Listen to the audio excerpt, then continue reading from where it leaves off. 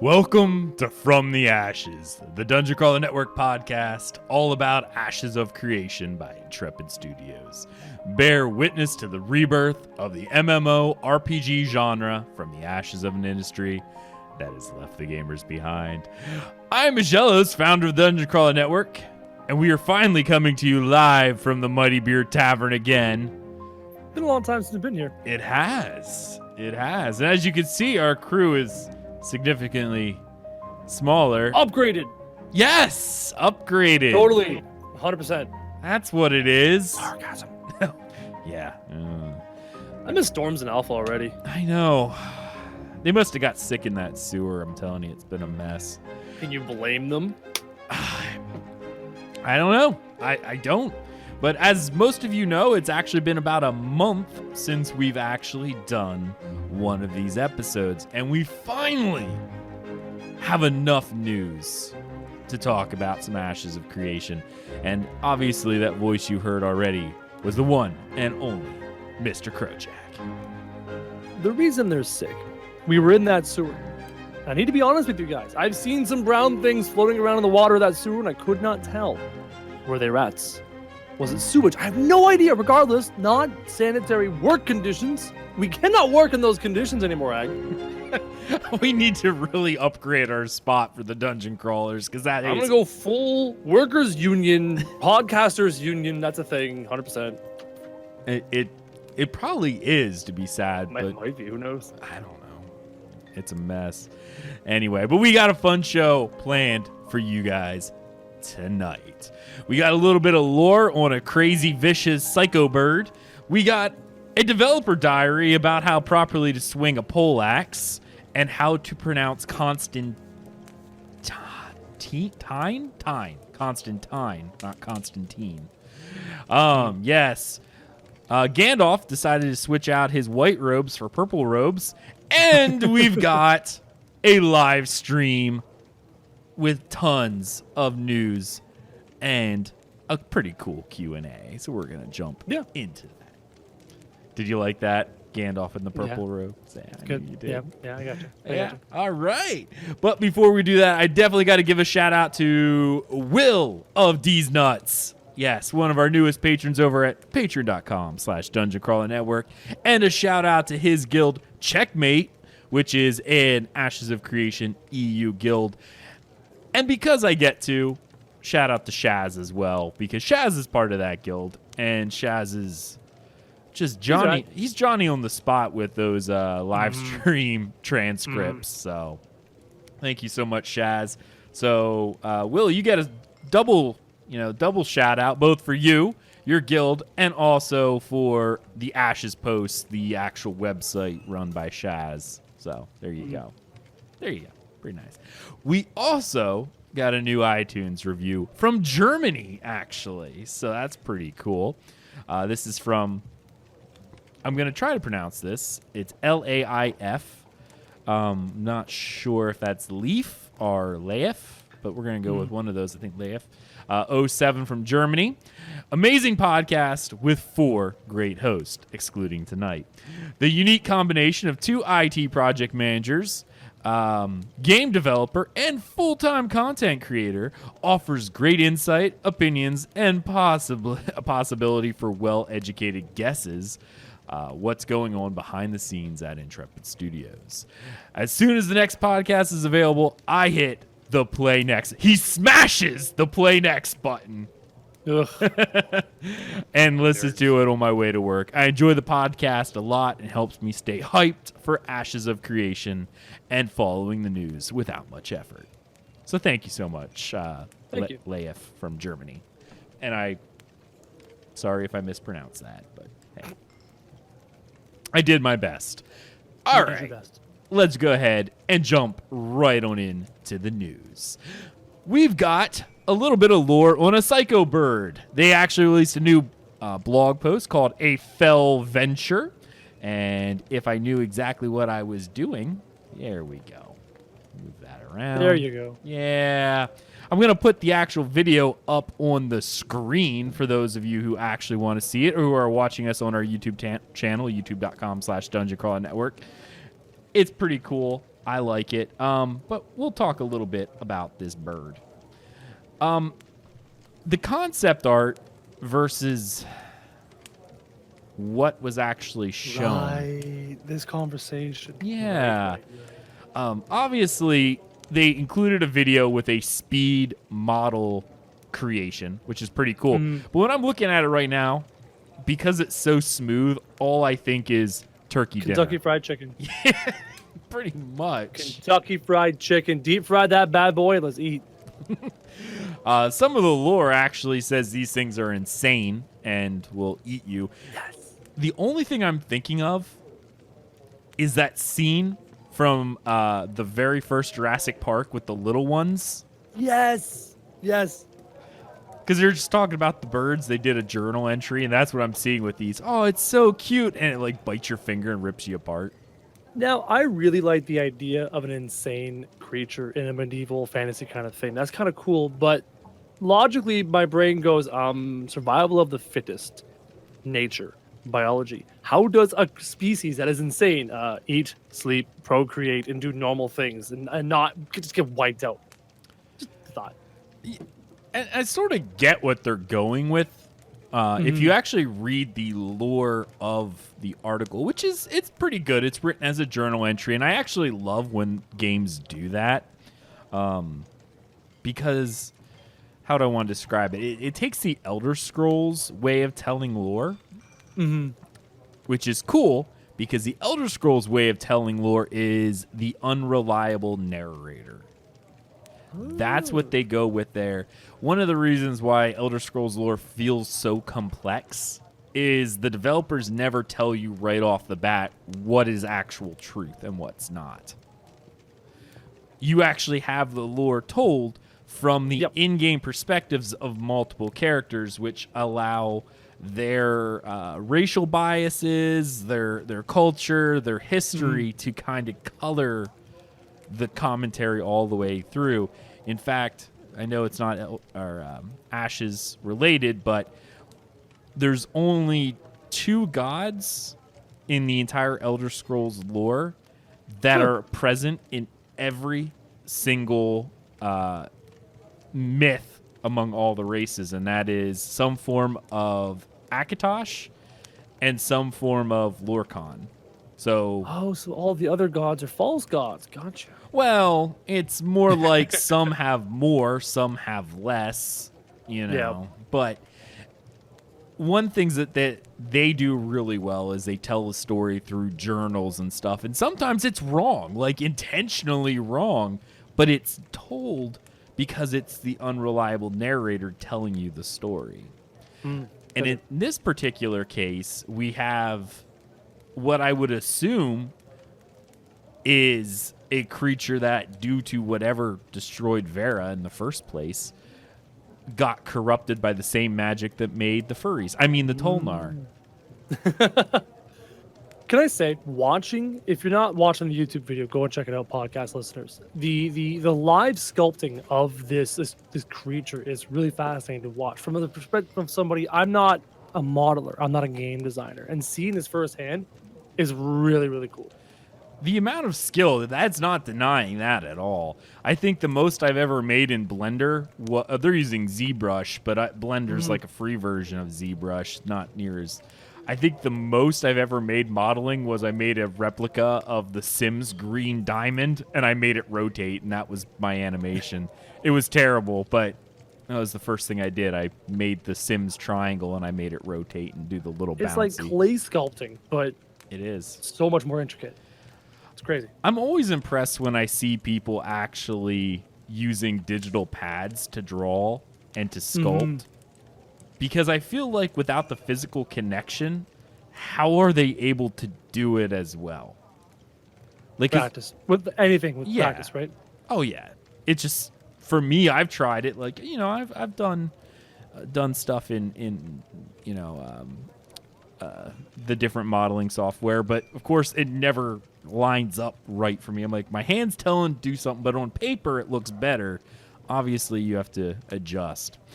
I don't know. For you, I don't know about you, but for me, I'm like stick figure guy, where I make stick figure dude fighting stick figure dinosaur.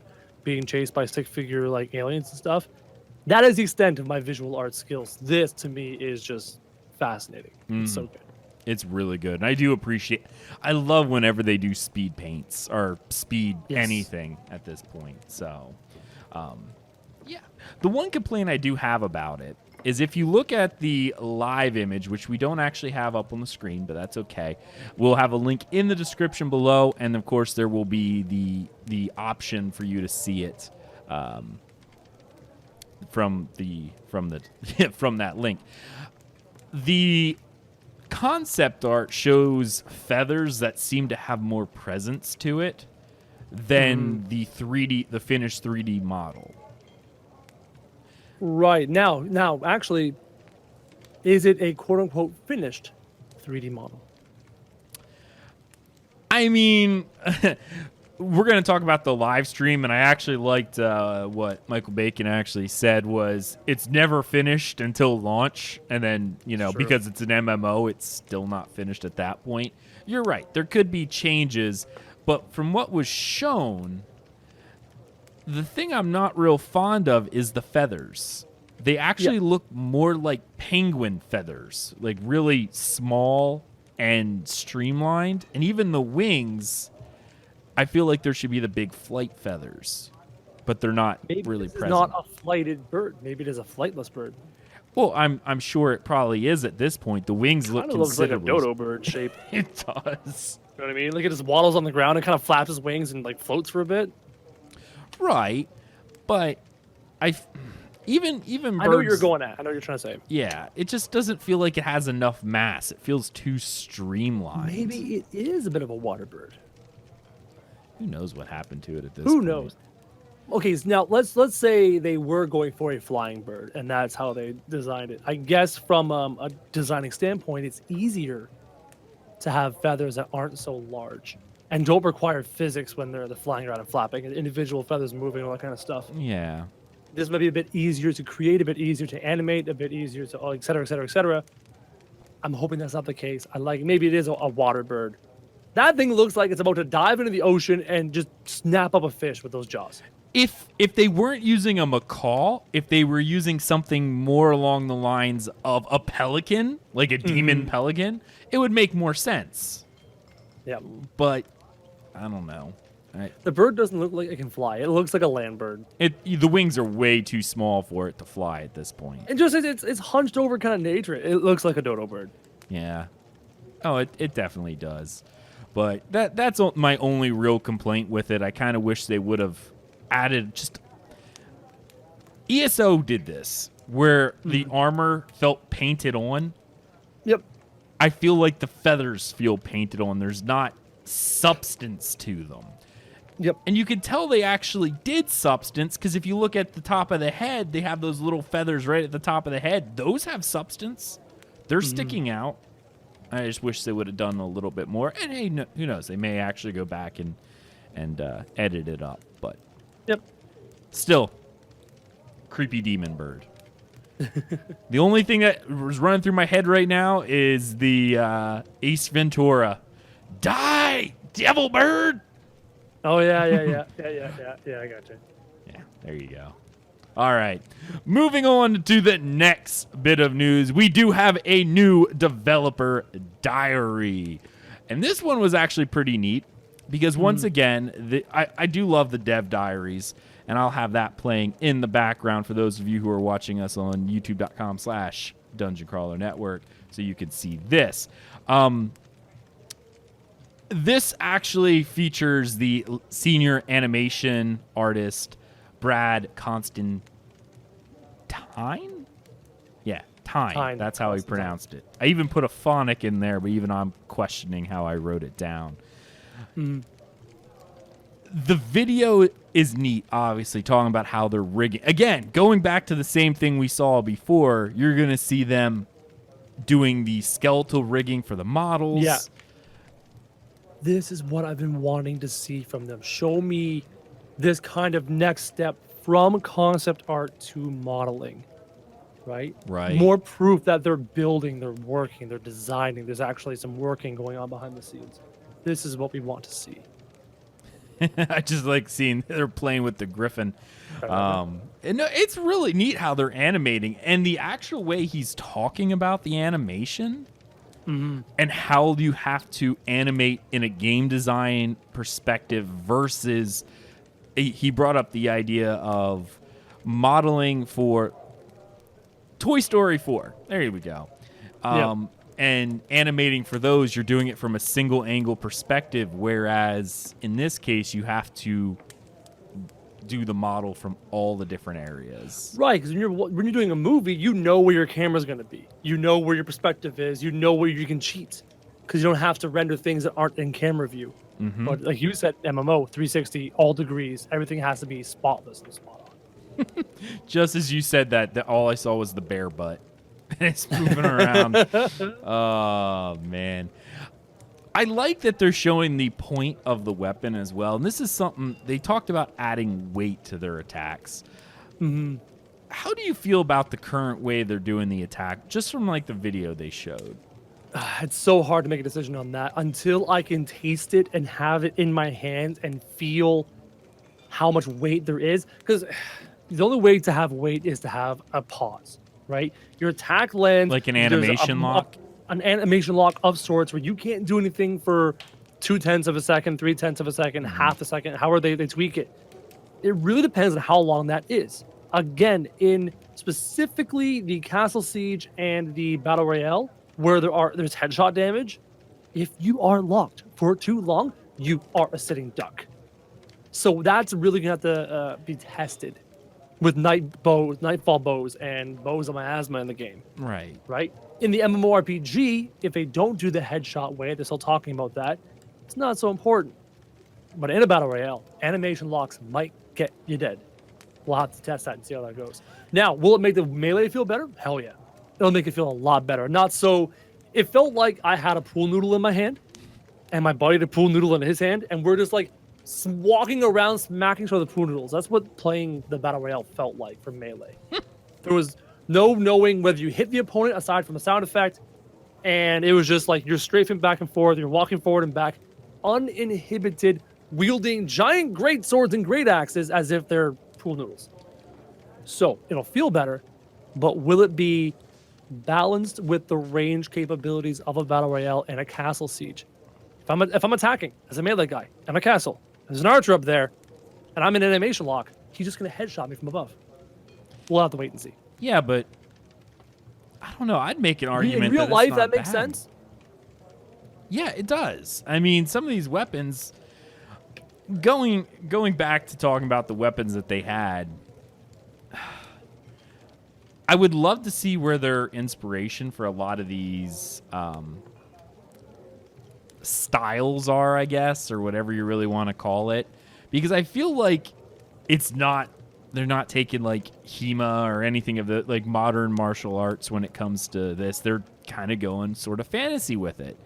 I've seen some pretty intricate moves. There's a few people I follow on Instagram that literally, if you look at my Instagram is like Ashes, Mr. Crowjack, and then like 50 sword makers. And then like 5 guys who actually practice medieval sword fighting.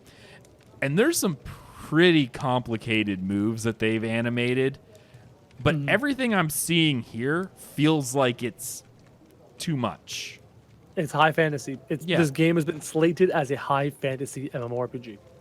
And dragons and phoenixes and wizards and the whole 9 yards. It's true.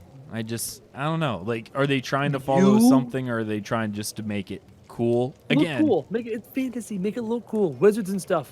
Yeah, but how can they pull that move off? They're magically enhanced because of wizards and stuff. Remember, magic solves all issues in these games. It's true. Magic, we everything. already know you love The Witcher. That level of fantasy. Just enough fantasy to color it, but still very heavy in the medieval flavor, right?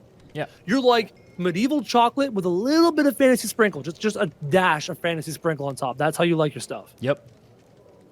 I'm all like, give me straight sprinkles, skip the ice cream. Let's go full fantasy. I want to explode things with my mind. Let's go. Is that why you eat tiger ice cream? Oh my god, dude! I was so happy to find that. Oh, it's so hard to find. So disgusting, dude. They don't sell it in stores, right? You can't go to your grocery store and no buy one a would tub of buy it. No, bro, no. Orange and black licorice, for those wondering, is called Tiger. It's orange and black, right? It's a little bit of heaven. Anyways, we're so off topic. Back on topic. No, I guess in my mind, the super fantasy animations take away from weight. Yeah, It really does. makes sense. Yeah. Yeah. If I'm doing a very powerful two-handed slash that also gives off a bit of fire or energy or some other like additional effect, yeah, it makes it feel less real and more fantastic. I'm not even worried about the extra fire. You know, I mean, we've all seen Game of Thrones. We've seen Thor some more light his sword on fire, and you know, that's not so much of it. It's the super. I'm swinging the axe around my head. Yeah, and then it lands. Mm-hmm. I don't know. It's gotta look cool. I guess. But again, to look cool, you have to have a somewhat longer animation. Yes. Which then ties into how long of a lock is required to make it feel weight. Because if you could just instant cancel or animation cancel, you have no weight. All of a sudden, you're doing like 30 actions per second on your keyboard, and you're not holding still at all, and you're flying around the map. Yeah. Be careful with that stuff. I have to animation cancel my warrior in BDO, and it takes a fairly elaborate, animation, and condenses it down so fast I can't even see it. But then again, it feels like there's no weight to it. It's like, who cares? I'm not locked into anything going forward. Final bit. That Fangler animation is awesome. Do you see it? It like crawls out of the ground showing the feather. I love the Fangler. I want a plushie Fangler. You want a plushie? I remember asking Steven about that way back, like during the Kickstarter, going, hey, I want a plushie Fangler. And he told me there was going to be one because he said there was going to be merch when they went to a new trade show, and there wasn't, and I'm sad. Hey, Intrepid. I'm Canadian. I'm not far from you. I'm not across an ocean. Ship to my country. Thanks. Yeah, fair enough. To cross a border. There's the easiest border to cross in the world. Like, let's go. Yeah, like literally there's no one even stopping you when you get to the border. Like, yeah, whatever. It's cool. Okay, it used to be that way. Then 9/11, it got kind of crazy. Yeah. It's slowly calming down from there. I remember the only time I went up to Canada, I got pulled over at the checkpoint, and they had to do a full search of my car. It happens. Everyone else went by. Anyway. All right, moving on to the next bit of news. We have Gandalf in purple. No, we've got the Maestros of Merriment pack. So we are recording on the 2nd. So if you're watching live, you literally got 5-6 hours yet. It's at 11 a.m. Pacific. Okay, so you might have like 10 hours to actually get the old cosmetics if you wanted the Pilgrimage of the Diviner add-ons. Honestly, I like these better, but we're going to go ahead and I like these better. Yeah, they're considerably nicer. First one up, obviously, is the Merrymakers Spark Pack. It's a backpack, and it's full of sparklers. And a hobbit grabbed something and went, no, the big one, the big one. The big one. Ooh. Yeah. Let's get another one. Yes. Dog Brandybuck and Peregrine Took. I might have known.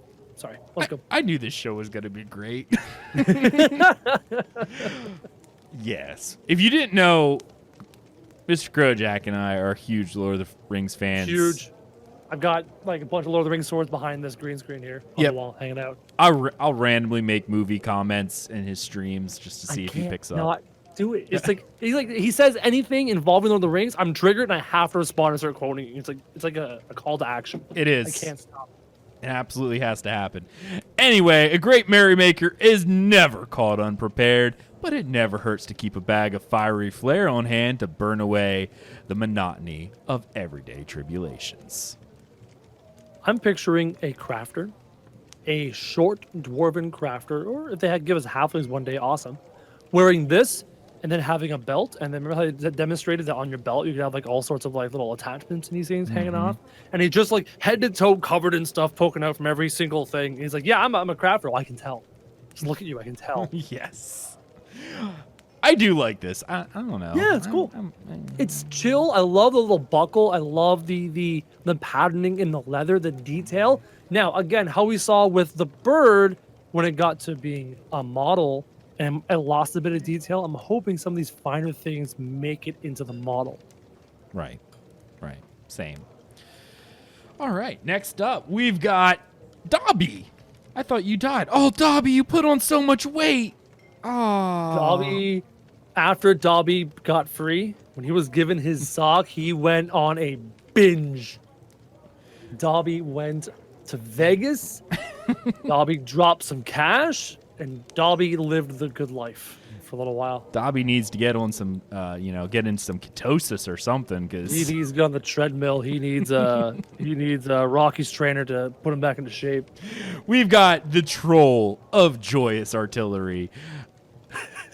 Trolls are naturally mischievous, which may seem counterintuitive when supplied with a veritable arsenal of illusionary rockets.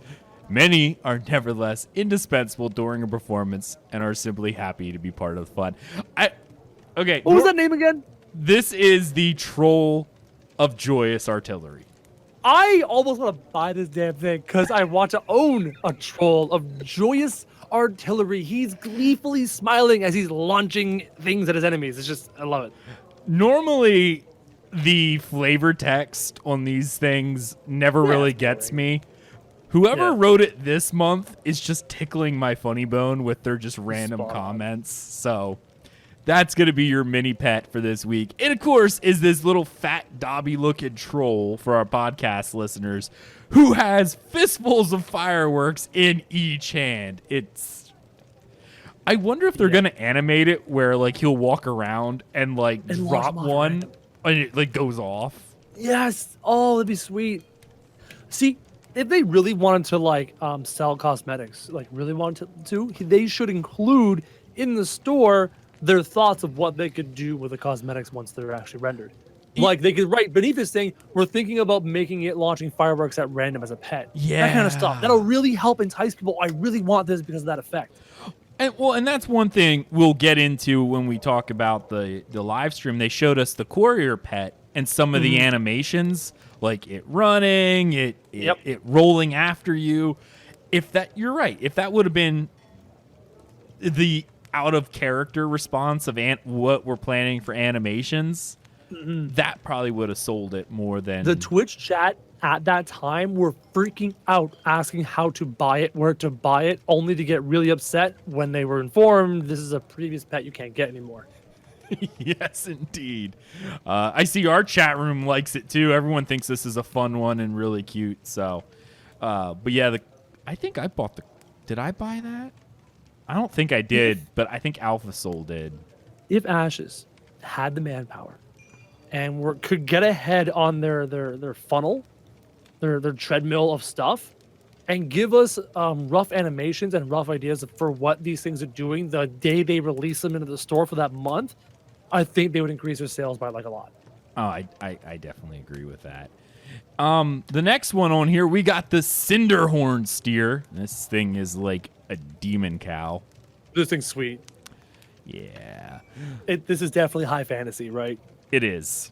It definitely is. Some performances require a truly grand spectacle, of which the Cinderhorn steer is a fan favorite, sought to great lengths by the Merrymaker troupe for their blazing countenance.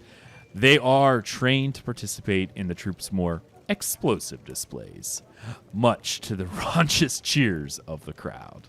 You know the running of the bulls? Would you want to be a matador with a bunch of those coming down at you? Nope. No. Nope. Nope. Nope. If you want to go with a cool devilish look, You have other cosmetics, like a really cool devilish kind of look. You put a saddle on that thing, that's pretty sweet. I'm not into that kind of stuff. I like the more light and airy kind of stuff as opposed to the dark and demonic, but that's sweet. Yeah, I agree with you there, but it's pretty neat. And, of course, thank you to our Twitch chat for those who subbed. But I see Bob Doley's a little upset. The podcast is now 50% Crowjack. Oh, Bob. Bob. Go fix another bug or something. I don't know. Yeah, I see some of our guildmates, Dark and Demonic, or me. That's sort of scary. All right, thanks a lot for that one. Noted. Noted.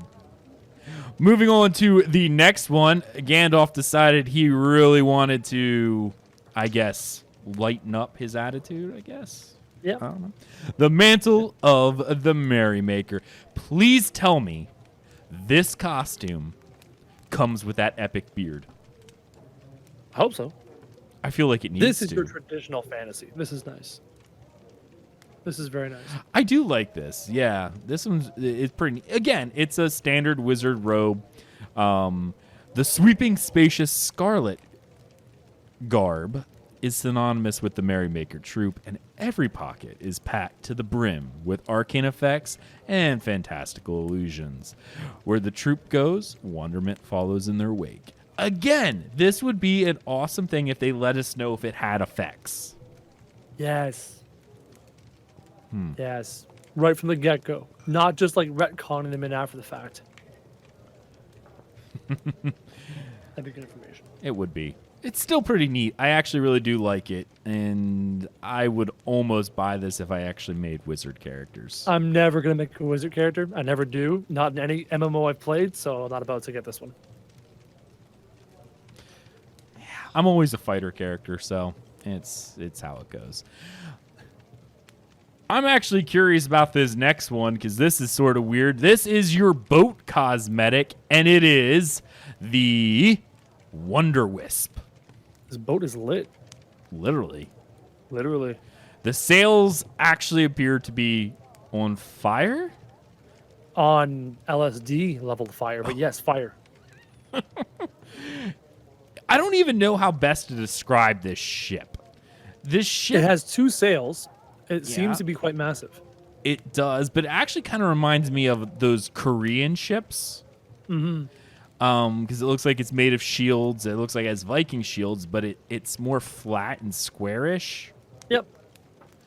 It's covered as well. It is. Yeah, it's got like that spiked roof. I don't know with this thing. Anyway, a grandiose galleon that houses the troop and their countless tools of merriment. An enchanted flaming banner burns with the opalescence hue and is a signal to everyone miles around that the troop has arrived to ply their tiller trade.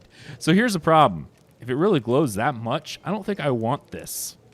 People spot me from a mile away. Those sails are loud. Yeah, I don't know. Not for me.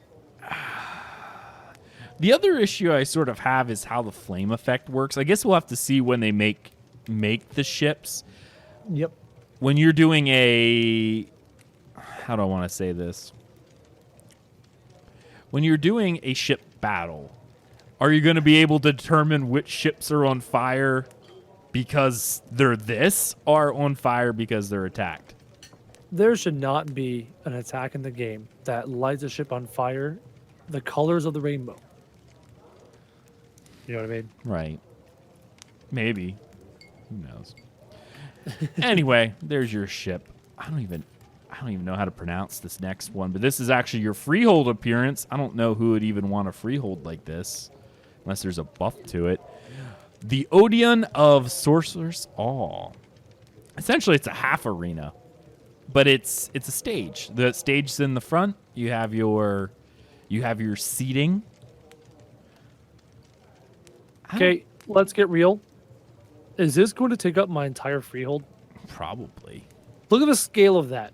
Those are rows of seats. This is bigger than what I imagined a freehold would look like. I think a freehold could fit in the little section where the gladiators would fight, whatever. Well, that little dirt bit. Technically, because of what this is, the acting troupe is on that front section. Yeah. So that's okay. at least 10 feet high, I would assume, because that's your stage. And all of your audience is then sitting in these seats behind it. So this isn't a guild building. This is meant for a freehold. It must take up an entire freehold. Or two freehold plots. It would have to. I mean, well, the problem is it can't take up 2 freehold plots. You can only have 1 freehold per account. Might need an exception for this giant thing. I mean, if you don't keep it to scale, you're definitely right. If this isn't to scale, it's just going to feel out of place.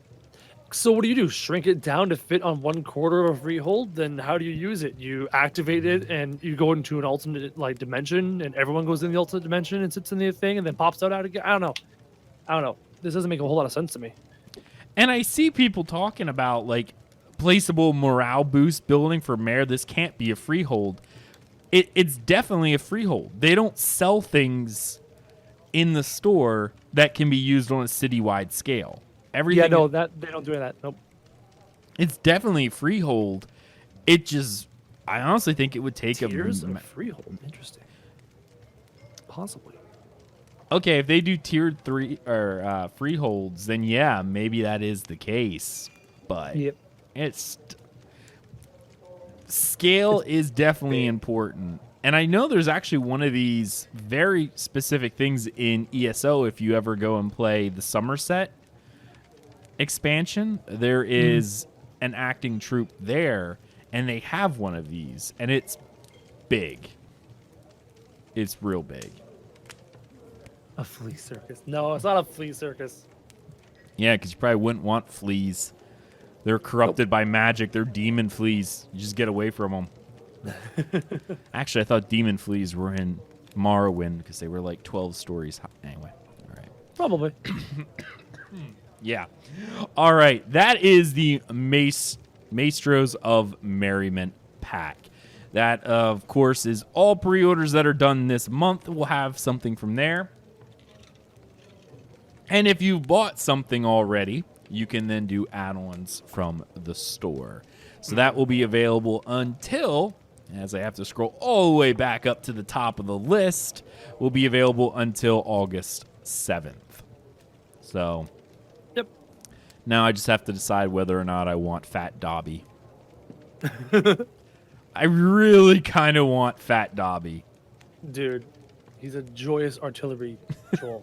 Troll of joyous artillery. That's amazing. I kind of want Fat Dobby. All right. Let's see where we are in the news. Oh, wow. We are on the very last bit of the news, and we're only a little over halfway through the show. This is pretty good. But the last bit has lots of stuff. It does. It does. Anyway, we did have a live stream on June 28th for this month. And the first bit of it, there was some pretty good stuff. First up, we know that the Divine Node article is the next due in their article series. So if you're interested Which is about the one that. we were the most curious about. We've been itching to know how on earth a Divine Node works. It's true. Well, because every other node we were able to kind of theorize based on what it is, what it's going to do. Divine, we had, I don't know. We pray to our gods. Good. Everyone has to our gods. Everyone has to do the /Neil emote. That's how you get your buffs. Yep. So this also, we noticed that each one of the nodes had that special building and some special mechanic. I honestly feel like, and I'm going to make a prediction for this right now, that the Divine Node is going to be where you have to go. There will be some sort of special thing to remove corruption. Yeah, there will be a pay a pittance to your church to remove corruption. Do a specific task, earn redemption. Yeah. What do you think its superpower is going to be? Oh, and dear. why isn't it mass res? Or something along resurrection? Has to be. That would, wow. From a superpowers perspective, wow. I mean, you have one that lets you teleport around the map, which is powerful. Yeah. One that connects all the auction houses under that node's influence, which is powerful. What was the military ones again? The military node one? Oh, dude. I can't remember. It's superpower. What was its superpower? I can't remember. Well, why don't you just kind of, vamp a little bit for me while I randomly pull that up? Long story short, what I want to know about this religious thing mostly is, how do you level it up? Like we talked about, are you have a whole bunch of characters sitting and kneeling at church to increase its XP? Are you going to have to do religious quests like crusades and things like that, which is not a great word, but crusades and things like that to level up this thing? Other nodes are obvious, but the religious one is very vague so far. Actually, we didn't ever get one on military nodes. They didn't give us an answer. No, we have the economic node type for Know Your Nodes, the scientific node type for Know Your Nodes, and then Know Your Nodes Advance and Destroy, Know Your Nodes the Basics. Those are what we had. Yeah. So we didn't actually get one for military yet. So that's why we don't know what that superpower is. Bob's suggestion. It gives you better rolls. It makes you luckier. The gods are on your side with higher luck. drop chances. When you're rolling for loot, when you're rolling for anything, it just increases your odds. That's the superpower. Yes, please. Yes, please. Fat loot, faster fat loot. Let's go. Can you okay, Crojack. Can you imagine that when it comes to guild rolls? You and I will go to roll for something, but you're a military node guy, and I'm a divine node guy. Yep. If only we had this in BDO. Up with people. Yeah. Maybe we do have it in BDO. That's how I one tap my my Tet Dandy. Yeah, you have Guildmaster luck. 51. GM luck. It's all good. Yeah. That would be awesome. An actual increased rolls or higher drop chance of items. That could apply to crafting. If there's a % chance to fail for crafting, it can make that better, right? It can apply to all sorts of things. Gathering, maybe more experience for killing stuff. Like, it can give you slight boosts around the map because the gods favor you. I mean, that's pretty awesome with the RNG aspect of it. I actually like that. It's just more luck in general, whether it's a slightly higher chance to high quality proc while crafting, a better chance of loot when you're dropping, when you're rolling. I don't know if they'd actually do like a roll system for loot or gear. Need versus greed, probably. Maybe events that happen in the area have a greater chance of more pieces of loot. So maybe their question they had earlier was the dragon that's coming down. And how to distribute loot. But maybe if the dragon in a military node, it only ever drops 3 pieces of loot. But in a divine node, it has possibility to get 4 or 5. Not all the time, but it's possible. That's fascinating. It's probably going to be every character, citizen of the node, gets a self-res on like a 6-hour timer. Like an in-place res or... Yeah, in place. Self-res, think Soulstone from WoW. Just a self-res on a 6-hour cooldown.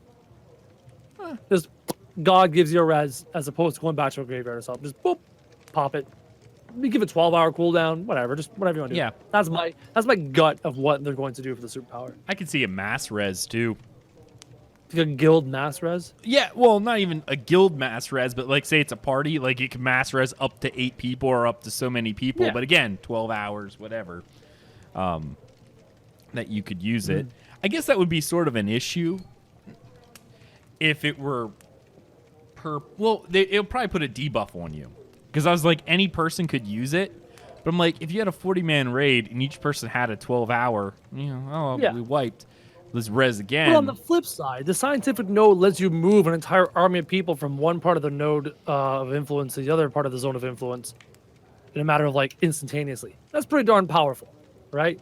Yeah, I agree with that, but I just think they put a debuff on you, mate. Like, literally, if you've been res, it's like you've had that divine res, and now you can't. Yep. Even if someone else cast it, you've got a debuff. At that point, if the debuff lasts for long enough, you'd rather just go back to the graveyard and corpse run. Right. Absolutely. All right. The next little bit that they told us about is a new creative director's letter will be out next month. Dates will be included. Dates will be included, everybody. Pay attention if you're if you're like zoning out, if you're falling asleep, dates are being included in the next creative director's letter. Now, is this MMO dates? Probably not. Probably not. Based on the fact that we know that they had to take APOC down to do the back end. I have a feeling this will be a back end date for APOC. Yep. But so we can almost say with certainty a Battle Royale date. We Mm-hmm. can say there's a chance maybe for a Castle Siege date. And a very, very, very, very small chance of MMO testing date. Yeah. I highly doubt we'll see MMO testing, but I think what we'll see is we're going to see APOC just based on the fact that they had to do their network rebuild. We knew they had to do that, and they've been telling us that they've been getting close. Logically, it makes sense. Yep. Castle Sieges, we have no idea, but every time they talk about the stuff, and we're going to talk about that going forward, they've been thinking about things they've been doing for APOC and Castle Sieges. I can imagine we may not get a date for that, but we may get like, hey, this is coming really soon. TM. Doesn't need to be a specific date. It can just be a month. It can even be a quarter for all I care. Just give us an idea. Nice. Yeah, it'd be pretty cool. I don't know if they'll ever give us quarter again because they got burnt, but I would like it. Quarter safer than saying month. It's true. And if they're real, I honestly think they're close. If I had to guess, I as long as they're probably not going to give it, this is the reason why I don't think they'll give us Castle. Why give us Castle until they prove that the network changes work? Yeah, test it with a BR first. Make sure the network's stable, and then go from there. Yeah, just going by the fact that if I were doing this deployment, I wouldn't push out a new product until I knew the underlying network changes were working, or else you then just have two products that don't work. Especially with the Battle Royale, you only have a certain number of players in a space at the same time. Versus Castle Siege, where you're going to have 100 people in a tight space at the same time, right? So, right. I think the most I've ever seen in in the Battle Royale at the same time was like 12 people. yeah, about a dozen, I'd say. Yeah, like the last 3 teams fighting it out. So Yep. okay, but that's still something really exciting. So next month, we're gonna see a new creative director letter with a date. All right. Do we have a date on the letter that's going to give us dates? No. Does the letter have a date? No. Just next month. Okay. Yeah. Which makes sense. It's the end of the quarter. Well, no, it's not. They didn't get one for this quarter. So this will probably be a somewhat late. Last quarter. Yeah, for last quarter. And then I can't remember. Maybe we'll get another one. I don't know. Maybe they're going to skip Q2 and it'll just be a Q3 letter. Maybe. Actually, isn't it this month? You know, this was June 28th. You're right. We are July now, so it could be the end of this month. Yes, you're right. Yep. I actually... And it could be summarized last quarter. Yeah. So there we go. Anyway, we actually had a little bit more news. I like the new format. They actually had 3 different developers we've never seen. Well, It was great. they had a lead architect, Mark Storch, yes. Michael Bacon, which we've seen before, and Chris Atkins. Chris Atkins. Some sexual harassment right there, but hey, whatever. Take your shirt off, Chris. That's going to be our new thing. Let's just take your shirt off, Chris. Yeah. Chris's character must always have no shirt on. I like the first gentleman's discussion when he was talking about the destruction of objects and things like that. That was really cool to see. And when we had Mark on, the lead architect, it was neat because what they were talking about was from an engineering standpoint of things that are happening in the background, and talking about some of the networking stuff and the scaling technology and making sure that they're going to be able to utilize a cloud system to scale up a map when needed and based on how much players we have. I'm actually curious, and I really wish Storms was here for this one, how they plan on doing that, because they've said they don't want to use phasing. Because again, Which I don't see how they. Well, I don't know. how do you get 1,000 people in a node war without phasing? Like, we'll see. That the MMO is a long ways away. Let's get 100 people on Castle Siege first, and we'll go from there. Isn't it 200 people? 200. All right, let's get 200 people in a Castle Siege, nice and smooth. We'll go from there. Let's start there. Oh, and whoa, lo, says they actually had a comment from Margaret saying, in regards to your other questions, Castle Siege would not be included when APOC testing starts up again, which There you go. just confirms exactly what we were saying. And it's a smart choice. Yep. They mentioned how they needed to make sure that their distributed systems can scale to accommodate players as they move through the world. I'm really fascinated with how they're going to do that. And I don't know if it's a trade secret, but Mark, if you ever want to come on the show and talk about that from a technical side, matter of fact, it doesn't even have to be this show. I would love just to learn about this particular system in a more neutral, agnostic type. Agnostic's probably not the right word, but you get what I mean. Like, it doesn't have to. It can be very general. The idea of how these systems work, because a lot of games are utilizing cloud now. And I understand it from the perspective of phasing, but how do you fit more people into a world without adding layers? Yeah, are you just dynamically turning servers on and off based off of player movement around a map? And Bob Doley in chat with being the technical man that he says, cloud servers in 2019 can handle 1,000 players unless it's Cloudflare, in which case that was down today. Oh, which means when this game releases in 2033, it'll handle 10,000 players, no problem. Awesome. I'm glad Bob brought that up, but I'm really curious about, cloud servers can handle 1,000 players, but what kind of data does that mean? 1,000 people in a cloud server, is that actual players, like gamers, or is that more business applications? Like, what you're doing on the server really does matter. Yep. At least in my idea, but yeah, still really cool, Mark. Invitations out there if Steven lets you, but I would love to talk about that kind of thing. Even not directly related to Ashes, just how you guys are engineering that. They also talked about working on siege weapons and making sure they actually work. So, based on that, can we assume that first video they showed us, is there a baby? Are we taking a baby break? No. She's in bed, dude. Oh, my baby's asleep too, so he's 4 now, but he sometimes comes on the show. He likes being on the show. He likes to play with my mic. Yeah. That video they showed us of the castle siege with the siege equipment, that was all stationary, because none of it would have worked.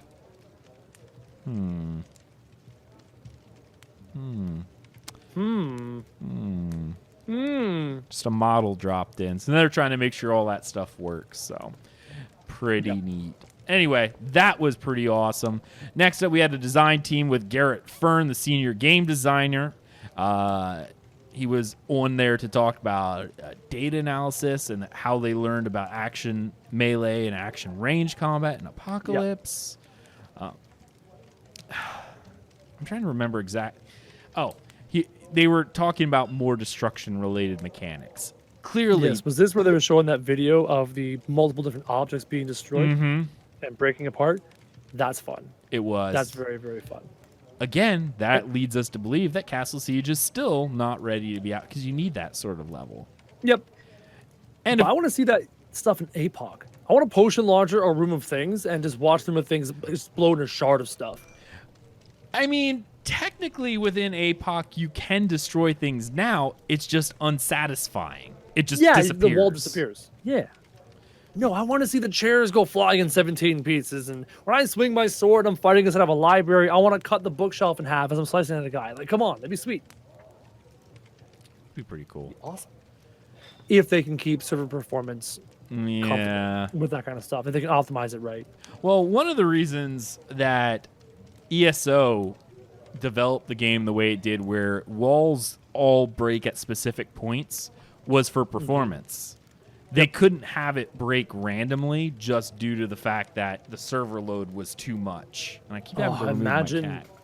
having to calculate the arc of a sword going through an object and then drawing a line through the object to destroy it and have the thing break apart in pieces specifically. No, man, that's way too hard. Right.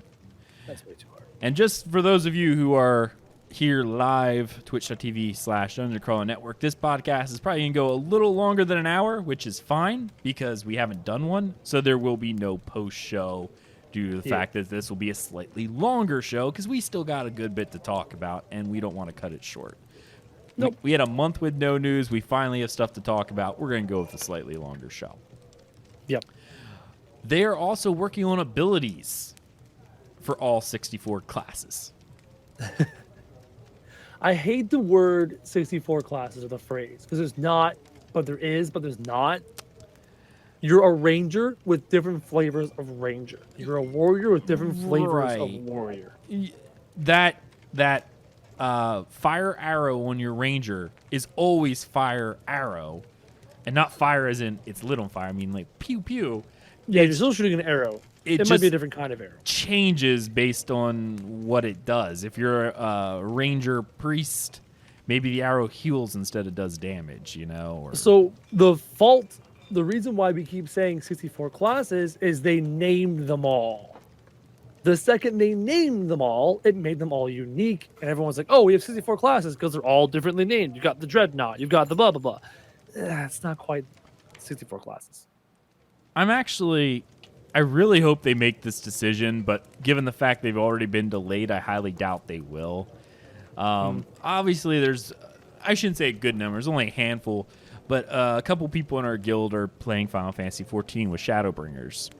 Yep. I love the idea that your character is just your character, and the class is just a job, so you could switch it. Oh, the no alts class thing, right? I am so a no alts guy. But I think you're in the minority. I think there's a lot of people that love alts. Who cares? Then make more characters. Who cares? I mean, like, legitly, in Final Fantasy XIV, it's like, you don't need to make an alt. If you want to, you can, and there are people who do. For a person who loves some realism, it's not like you, as an individual, can put down your sword and shield, and then as a full-grown adult go, I am now a perfectly trained archer. Why? I am now a devout healer. Why? To God, because I went and felt like being a devout healer. That's not how it works in life. I went from being essentially a hands-on IT guy to now a manager, which is a completely different skill set. That is not as severe as a jump from going from a berserker to a magician, to a wizard. You didn't put down your couple of axes, take off the body paint, put some clothes on, and start casting spells out of nowhere. Magic. Oh, I know. It's magic. But I can just use magic. That's my answer. But my argument to you as somebody who likes a bit more realism in their games, to swap classes on a whim because you feel like becoming a healer or a ranger or a rogue or a wizard is just so magical. It's so magical. Chef to YouTuber. From chef to YouTuber. Hi, that's me. Chef's too fancy. Chef's way too fancy. I worked minimum wage, all right? You can't call me a chef. I wasn't a chef. Bob Doley with the troll. I love it. Hey, it's truth, man. Yeah. It's truth. I mean, they've already said it's going to be a pain to change. I don't care if and that might be the thing that makes the alt people happy. It's just easier to alt than it is to not. Well, they said your main class is set in stone and your alt class can be rotated. Right. I want to do both. You just want to reroll the whole bloody thing. I want to go from I want to level up as a fighter rogue and then all of a sudden turn into a cleric wizard. Yeah. Yeah. I mean, if you're willing to put in the time, especially if each one had its own level track, like as soon as you switched over, hey, you're level 1 again. I'm cool with that. It's no different than if I just rolled up 8 different characters and had each, whatever. Yeah, you don't have a personal level. You have individual class levels and you swap class. I'm fine with that personally because I don't like alts. Yeah. But that's very much the Final Fantasy way of doing things, and I'm not sure if Intrepid is going to go down that road. Right. Well, I mean, they're halfway there with the abilities. It's just they're not going the entire way. I just kind of wish they would. moving on a little quicker because we got some more art to show at this point. Yep. Why in the Bacon. Oh, yeah, Bacon. I want to say Bacon. For some odd reason, Michael Bacon. But I was thinking Kevin Bacon, and I'm like, wait, no, that's Footloose. And no, that's I want to see Bacon and Footloose, please. yeah. We had an environment team update with the Bacon, and what's pretty neat right here is they actually showed some stuff. Yeah. There again will be a link to the Ashes post I used. Thank you again, Shaz, because honestly, you can't beat Shaz when it comes to. Should we just bring him on the show one of these times? Probably could. We should. We probably should, But anyway, so we'll have this image up here on the screen if you are watching on youtube.com/Dungeon Crawler Network. We've got some concept art showing the Kalar human buildings. Yes. As much as I hate their character art for like armor and weapons, like when we saw that the Aperian swords the last time, I about vomited in my mouth a little bit. Okay. The armor we actually saw in this episode, which I don't have images for, was really cool. I like it. It's not the Ancients armor, so it's not as weird.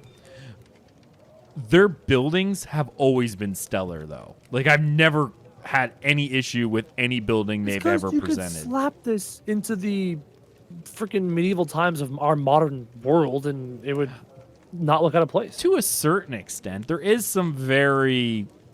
like buildings on stilts. You don't see that in medieval times a lot often. Yeah, and just based on like, okay, the Kalar human, this could have been anywhere. This is standard European fantasy. Great. Yep. The next one I'm going to show is actually they show the Nakua.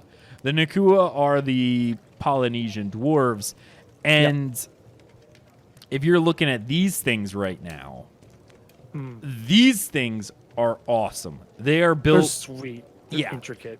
But based on the way they're built, nothing in history has ever been built to this scale. Yeah. Utilize Wasn't this Metropolis level buildings, if I recall? Some of them are. But they still kept with the Polynesian art style. Yep. But they scaled it up to fantastical fantasy levels. Because you have wizards lifting materials up high off the ground like cranes, as opposed to doing it manually, right? Right. But yeah, these cultures, at least to the best of my knowledge, never achieved this level of advancement. No. The Kalar, yes. The Maori, no. Because by the time they got to that point, the Westerners has already been there and changed everything. So they never hit this level to my knowledge. And, of course, if anyone wants to prove me wrong, please, I'm more than willing to learn. But, I've been to their museums. They've never did super big buildings like this. So they took that art style or that cultural style and just scaled it up. And I love this. This is... I almost want to play a Nakua just because of this reason. It's a neat concept. A seafaring dwarf above ground, right? Yeah. You're welcome. You're welcome. You're welcome. Kind of like the stargazing oracle orcs. Like, what? That's great. They're very unique. Aztec in inspiration. Yeah. And I think a lot of the best fantasy it pulls people in is when you take Earth cultures and then manipulate it and add those fantastical elements. We see that Elder Scrolls is a perfect example. Once again, pretty much every race from the Elder Scrolls is a fantastical version of some real life culture that inspired it. The Nords are obviously the Northmen, the Norse. The Bretons are, the European normal fantasy, French, England, Saxons. I just like how these developers are usurping your expectations. You expect an orc to be an orc, and they're like, nah, brah, this thing's gazing at the stars and it's full of science. You expect the dwarves to be in the mountains. They're like, nah, brah, this thing's on the ocean, above ground. Well, they take your expectations, they're like, flip it on its head. Let's try something cool. I do like when they take traditional fantasy and slightly change it.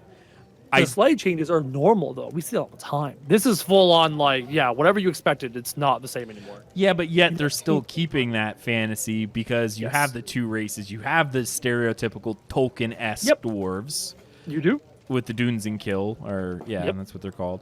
And then you have this complete fantasy rewrite of dwarves, the Nakua, that are based off Polynesian. They give you both, which is cool. The orcs are similar. The Renkai are more... Well, even they're probably a little bit more cultured than like Tolkien orcs, but they're warlike, samurai-ish. And then you have the Aztec-inspired Renkai. No. Vec. I said Renkai. Yeah. So, and then the humans, you have the Kalar, which is European, and then you have the Veilun, which is more based on North Africa, Middle Eastern cultures. Yep. It's neat to see that.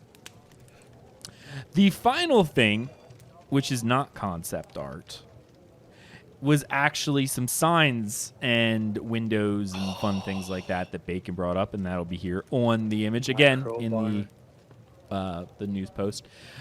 This is pretty cool showing these things. Yes. Because they're in game. Let me design a custom crowbar sign. Please, please, please, please. So exciting. What Mr. Crojack is getting at is the cool thing about signs shown below, or in our case here, is that they are player customizable and can be edited by guilds, etc. to represent themselves. So you're seeing things like Armstrong's Blacksmith, Vera's End Tavern. World's End Tavern, get it? Yeah. Oh, that's funny.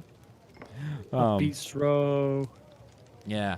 And the stained glass is also really cool. Hey, we have the Rising Phoenix Inn. Hey, we have a new inn now we can go to instead of the Mighty Beard. I was going to use that for the other podcast, but it's too Ashes specific with the Phoenix. Yeah. Anyway, it's cool. It's a thing. These are pretty neat though, because again, we're seeing things in game. More and more. Yeah, which is always awesome. Okay. We do have some more stuff. Yay. The final person, they talked about the character team, Chris Atkins, a.k.a. Take My Shirt Off Please, lead character artist, brought up some interesting news, such as that they are currently focusing on the armor pipeline at the moment. Unfortunately, I didn't have time to get the armor image, but they did show a gray box model of Kalar, kind of like light plate, half plate armor, which looked pretty good. I like that armor. I'm still hoping we start seeing some less. You're going to. The armor's looking good, especially from the Kalar side. I like that. I found armor that I'm gonna wear. Perfect. Yep. I'm just hoping we see more standard-ish swords rather than the weird flare In off. In the live stream, they talked about the appearances of the gear they were showcasing in reference to how powerful it was or how high level or low level it was. So even they understand that high level gear is supposed to look a certain way and low level gear is supposed to look a certain way. So you're going to see a varying scale of intricacy and simplicity based off of its rarity and level. You're going to get your cool, chilled, relaxed armor. It's coming. The armor, I agree with. It's the weapons I haven't seen yet. But yeah, I'm hoping. Because nobody wants to see boring weapons, I dude. do. They want to see all the cool, intricate stuff. No. They want to showcase all the saucy, cool stuff. That is so subjective. Yeah, it is. It really is. You're in the minority. In your weapon tastes, I in know. fantasy MMORPGs, you're in the minority. I agree. Anyway, the thing that no one can disagree with is they actually showed off a new horse model, which... Dude. Dude, so good. Yep, I'm going to bring that up on the screen right now, as well as our little friend, the Courier. Can we all agree that the art direction for all of their mounts are jacked? All of them. Every mount we've seen is like built like it could beat you up. Look at the shoulders Even on a that basic horse. Look at those shoulders on that horse. This thing could punch you out if it wanted to. If the horse could punch. I'm actually curious in Intrepid's culture whether or not they have like a gym, because I feel like either someone's trying to live out their gym fantasies because they never get to go. Yeah. Actually, this reminds me, during the live stream, they mentioned that they based this model off of a thoroughbred, and that they're going to have more thinner, relaxed models for like lesser horses who aren't thoroughbreds, and then bigger ones for like humongous war horses and stuff. So this is like the middle thoroughbred level, and they can scale things up and scale things down depending on how they want to do it. This is their starting point for horse mounts. Love it. They also showed off the Tidebreaker, what they've been currently working on, and the courier pet, and the animations of this thing. Yes. The animations for the courier was really cool. Like they showed it walking, running, doing its little roly-poly thing. Remember when people were complaining about the animations of the player characters in APOC, and then they started to show you cool stuff like this pet, how it moves? The animators are definitely coming a long way in their attention to detail and their skill. It's nice to see.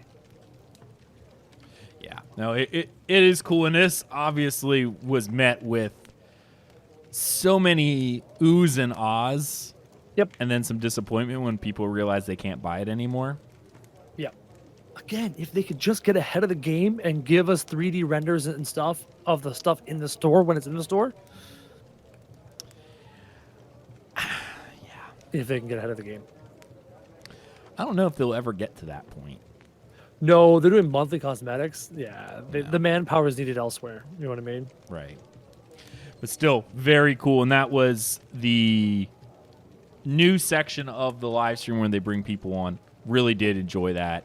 Moving on to the Q&A, there was a lot of questions. And again, the post that I'll have in the description below, we'll have a list of all of them. I only pulled out the ones that I thought was cool. But, you know, we'll get to that. And no, we didn't get a chance to talk about the ray tracing, but I actually was thinking about it the entire way through chat, ask about the ray tracing. We saw that at the end of the first video we showed. It actually looked like BDO level lighting. It looked really nice. neat. Yeah. Yeah, they talk about ray tracing. So anyway, Q&A. First question we're going to talk about. Do you think only having a single tank archetype will affect the 8-man group compositions? Intrepid said, it's not that only the tank archetype can tank, but they're better at it than others. So there will be plenty of tanking types available, such as evasion tanks, aggro tanks, damage mitigation tanks, etc. So you adjust them via your secondary class. Most viable way will vary from the type of content, such as raids. I like that they talked about this because I guess anyone who adds the tank role as their secondary essentially became a type of tank. Wizard tank, cleric tank, etc., etc. That's weird to think about. The thing is, you have to remember, is older MMOs used to have this. It wasn't until we started getting like Wrath of the Lich King or later that they did away with the idea of if you're not a tank, you can't tank. Anyone remember Warlock tanking? Yeah, there was one specific fight where the Warlock was tanking it. There was a fight in BC, Gruul's Lair, where an ice mage had to tank a mob. Yep. Like a boss. Yep. It's been done in the past. Dark Age of Camelot, the enchanter on the Hibernia realm had a pet that literally was one of the best tanks in the game. Like, you would use the enchanter pet to tank. Well, let's not get it twisted. When it comes to raiding and when it comes to the min-maxers in the world, they will find the best base tank, the best overall all-around tank, and then they'll discover which fights need a mitigation tank or an evasion tank, and they'll bring those guys along as well. Right. I'm actually curious, and it really will come down to, they say it will vary from the type of content such as raids. See, I don't like that, because that is essentially the same problem we have. Now, when you're allowing the type of content to determine what tank is needed, rather than making every tank viable. That's so hard to do, though. It- Unless you make them all the same, it's hard to do. Not It's very difficult to necessarily. do. It's not that it's hard to do. There's games that literally, in WoW, for instance, as they started going later on, they had roles that could tank, but it was literally only one fight. It was Yep. it was gimmicky rather than mechanics. Much larger companies with much more larger budgets and larger staff and larger games have not been able to find a way of making these different classes equivalent in tanking without homogenizing them to some degree. World of Warcraft fans and players complained endlessly as their classes got homogenized closer and closer together to each other. That's tough. It's a tough ask, and especially of an indie studio on their first game. Are they an indie studio? They're not an indie studio, but they're definitely a newbie studio. They're not a veteran studio. I They mean, have veteran people in their studio, but together in their first game. Wait and see what happens. technically, the thing I don't think they're indie anymore. No, they're not indie. Their budget's too big. Their Their staff's budget's too big. their staff's too big, and they actually have a publisher. Yep. My.com is Yep. publishing. They have essentially shed indie as their title. They have indie roots, but yeah, they're not anymore. I think the only They have indie big roots respirators. they really have is the Kickstarter. Yeah, for sure. Okay. All right. Next question is, and this one was pretty cool, especially for anyone who likes boats, Mr. Sea of Thieves. Can you share the number of crew required to sail different types of ships? We actually talked about this in the past, where different cosmetics appeared to have different sizes, which is true because there's different levels of ships. For small ships, they're looking at 1 to 3 players. And again, these are all subject to change. Group size 8-man for medium and raid size for large. 40 people on a boat. For your galleon types with your multiple sails and all that jazz. I just want to be the man on the drum as all my guildmates row a galleon level class ship against the wind. I just want to do it. I just want to experience it. I want to be the man on the drum one time. That's what all the initiates are for, right? Yep. Row. I'll be on the drum and I can have the microphone saying stroke. Stroke. Let's do it. I'm all for that. That'd be funny.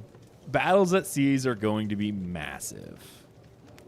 Yeah, they want to put the epic back in MMORPGs, right? We've talked about this. They want to put the massive back in MMORPGs. Question is, how good is their water going to be? How good is the wind going to be in terms of gameplay? We don't know yet. And hopefully there's reasons to be out on the ocean as opposed to just, whatever. They did mention wanting to have island nodes. Mm-hmm. And then international trade, and then caravans on the boat systems. I'm hoping some sea mosses and stuff.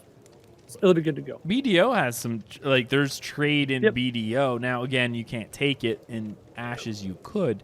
But I fully expect that there will be trade routes between oceans. And if you can get a big galleon full of, you can make serious money in BDO by doing ship trading to Port Rat and whatnot. Yep. But it takes a bit. So knowing that ships can be pirated, which is awesome, by the way.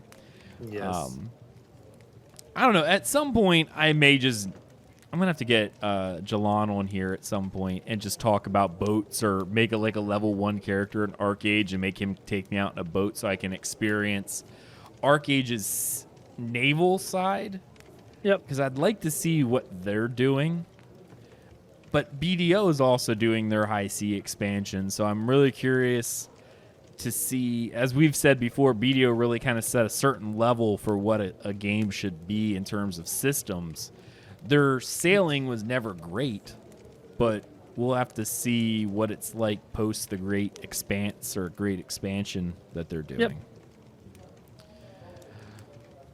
Talking a little bit about world-changing events, they ask how, when a world event happens, such as a dragon, how will rewards be distributed?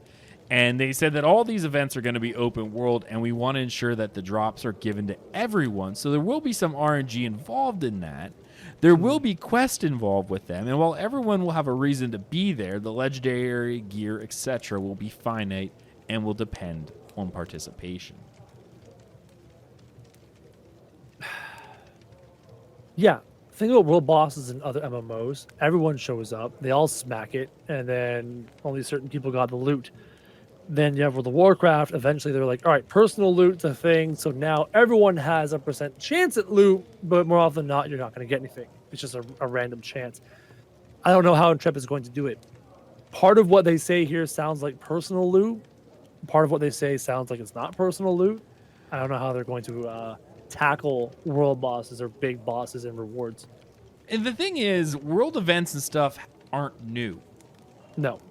Guild Wars 2 does world events. They're very scheduled, are chain based. Final Fantasy 14 does world events in terms of fates. Like the idea of random events happening, and I hate to use the word random because they're not random, but No, and Ashes are not even random, they're triggered generally. Yeah. So, do the thing, spawn the dude. Right. It's no different. It's no different than any game where you go get a quest and then it's like at BDO, summon Hex Marie. You use a scroll summoner. Except in Ashes, that quest flag is gonna be hidden. You'll just do something. It's like, oh, there she is. You dug too deep in the mountain. You built a metropolis by the ocean. They delved too greedily and too deep. Exactly. Man, another Lord of the Rings reference. Yep. You know what they awoke in the darkness of Khazad-dûm. Okay. Shadow and Flame. Now I gotta watch that movie. Who will command troops during a node? This one excited me because they said there will be administrative features that will be available, including voice OP functions and raid delegation, including screen commands and target designation. What is the one thing Apex Legends did real great? Oh, the ping system. I mean, ping systems existed before Apex did it, but Apex made it so seamless, so intuitive, so nice and smooth. Can you imagine if the mares had a similar type system for controlling things? Guildmaster had a system where he could be surveying the battlefield at a high rear position and could set pings on the map. I have a green ping over here for archers to smack this target. I have an orange ping over here, healers move over here and heal this group over here. Like, yeah, that'd be great. It'd be phenomenal. And really only that Battle Royale game and a few first-person shooters really have those types of systems. And yet in an MMO like this, it's so necessary to organize 100 people, 200 people, 1,000 people. There is no organizing 1,000 people. It's just chaos. Sure there is. It's called all the guild masters for all the guilds in one voice chat, and the guy in charge of it all goes, all right, your guild is the orange ping, your guild is the green ping, and you go, okay, orange ping, hit this wall over here, ping. Or green ping, hit this wall over here, ping. It can be done. It requires the top dozen or so people to all be paying attention together and understand what's happening. Right. And then down from there, to the military. Right. It's the military, the general, the majors, and down they go. Right. But good luck with that in a video game. Yeah, I know. Yeah. Can we expect updates on Apocalypse and Sieges, such as content and balance updates? Yeah, we'll be implementing them in Apocalypse and then in the MMORPG, so you'll be seeing them in both. It really seems, the reason why I highlighted this is it really seems like they're going to buckle down on APOC, even when the MMO is out as a testing ground. Yeah, they've mentioned that repeatedly, that they want to, let's say there's a new combat system feature or whatever, they can test it in APOC without affecting the main game. Can they really? Depends. Because we already know what was represented in Apocalypse now is not indicative of what the MMO is going to be. Yes, right now, before the MMO out, sure. We don't have the... I don't see how they can make APOC be a testing ground when it's not a 1-for-1? What if once the MMO is developed and they understand the combat system of the MMO, they put that combat system not in the BR because BR is a BR, but they put that combat system into Horde mode and Castle Siege, so that only the BR is a specific shooter-ish kind of style, but everything else in their ecosystem is the hybrid combat of the MMO. They would have to if they wanted to make it A proper testing. a mode for proper combat. testing. Yeah. Yeah. You can't. You could make the battle royale have a similar combat system, but when you've got a hit scan bow and a projectile bow and headshot damage and a battle royale feel, not sure if you want to do that. You can just make that feel like an FPS and leave it as it is, but make everything else, like I said, just the hybrid system. Yeah, But I feel will they like do the that? question that they're asking is saying, hey, is there going to be post-launch support for this game even after the MMO? And the way they've been talking about it says yes, but in the form of everything we do is going to support the MMO. But by the time the MMO comes out, they'll have differed so much. It's kind of like testing Warcraft 3 for World of Warcraft mechanics. I wouldn't go that far. Why? As a different thing. No, it's not. Not. Why? Think about it. I mean, the combat system's different. The way it's We played. don't know yet. We don't know if the combat system's different. We're just guessing. Between We're WoW and Warcraft. in those, 3. yes, we don't know if the combat systems are vastly different between the MMO and Castle Siege. Fantastic. We don't. Not at this point. Yeah. We know only based on the fact they said it's going to be hybrid and Okay, so also to swerve it just slightly, what if it's not just the combat they like to test? What if they want to test new shaders? What if they want to test new water physics? What if they want to, like, there's other things they could do that aren't combat specific that they could test first in this free to play product before they move it over to the MMO. Graphical updates and things like that. I still don't see how graphical updates. Yes, I think it's fine, but some things can't be tested in a small form. Let's be honest, it's not necessary to test it in APOC, but it's another reason for them to legitimize the creation of APOCs outside of monetization. I feel like they just need to legitimize APOC when in That's reality what I feel there is no. Okay, guys, let's get real. They went, guys, we need a more consistent stream of revenue. How can we do that? Yeah. Blah, blah, blah, blah. Let's make this thing. Great. Now, what else can we do with this monetization stream of revenue? We can also do this and also do this and also do this. Great. And they threw it all together. The first thing, the progenitor, was probably the money because they're a business and they're trying to build an expensive MMO. And then from there, they found reasons to legitimize the Steven admitted the as concept. much. He literally said when we did the testing, if we were going to do APOC 24/7, the servers are expensive and we have no revenue. That's why we spun it off as a free to play. Yeah. It's fine. Like, businesses need to make money. That's they exist to make money. It's the purpose of a business. Yeah, that's the difference between a business and a nonprofit. Yep. All right. We'll have to circle back around to that APOC. I don't see the validity in that entire thing. Can you give us an update on the parkour system shown back in Alpha 0? Can I go ahead before you can go? Yeah. I am so tired of the parkour love. I don't get it. I don't get the fascination in the MMO community with parkour. Yay, I can climb a rock. I can climb a tree. I can climb a building. Okay. What purpose does this serve? Like, what does it add to the game for gameplay, for experience, for anything? I don't know. I actually would have agreed with you until I started playing BDO and having the ability to lean up against walls, climb over, like vaulting over fences.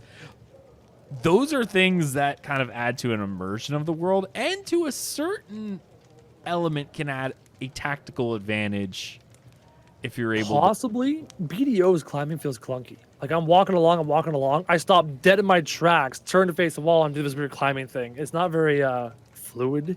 Then again, I'm thinking of like combat RPGs. You also where have it's to way nicer. I think the reason why it's not fluid is because of the speed at which your character moves. Almost you know, like you're in a marathon sprint 95% of the times, and then if you just turn slightly, you're in a grab. I think if you slowed down the walking to where it was a more natural pace, not this super fast movement, it would feel a little better. I guess maybe it was just me. Other players, other people could enjoy the thought of scaling things, and Yeah. that's okay. That's their enjoyment. They can have their enjoyment. I don't share it. From all. an exploration side of things, finding that hidden treasure up in like a decrepit tower, Sure. you know, climbing Or up a you tower. shoot the tower down. Yeah. If it's decrepit, take a catapult, shoot the tower down. Yeah, See, but that's then way you more could destroy the fascinating. chest that's inside. The chest is magical. It's fine. Well, we all know what happens when you climb up old towers. You find a brother and sit there. Oh, sorry. You get pushed out, start seeing visions. It's a whole thing. Anyway, they did say they're doing a lot of prototyping as it requires a universal solution. There's definitely certain places and quests that allow for interactions for parkour. ESO's Yeah. done that, where it's like a hit E and your character does it because it's cinematic for the quest. Yep. However, whether or not it'll be relevant across open world, we're not at that point yet. I honestly don't know if they'll do. I don't think they will. The parkour that we saw with the predator climbing, doing all of its thing, I think was honestly just done for cinematic effect. Yep. It was cool, yes. But how many times have we seen those videos where, you know, the MMO videos were like, yeah, that's pretty awesome. And then when you get in game, it's nothing like it. It was just to sell a product. This next question, and I know we're moving through here, but we're already at over halfway through another episode, but that's okay.